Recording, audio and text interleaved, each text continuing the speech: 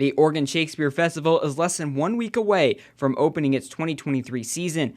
OSF Board Chair Diane Yu says compared to last year, ticket sales are up, but they are not what they were in 2019. In hopes of luring in more locals, it even dropped ticket prices this year. We do want our art to be affordable, and some of the ticket prices people were starting to notice were getting a little bit on the high side.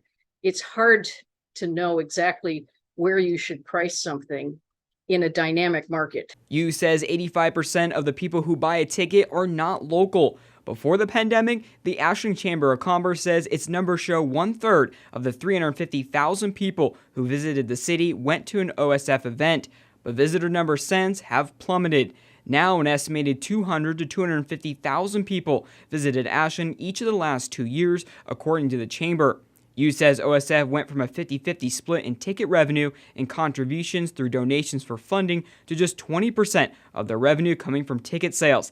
That's led to cuts in both the amount of shows it produces, but also the number of people it employs.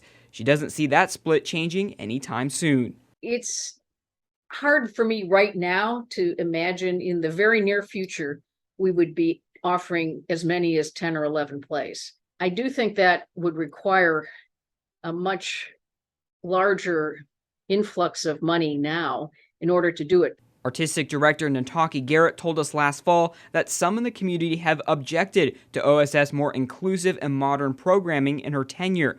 She's claimed to have received what she calls credible death threats and at least for a time has traveled with personal security. What I'm trying to do is create a space where everybody can come to OSF and rub elbows with other people. Next week, OSF will begin a new season.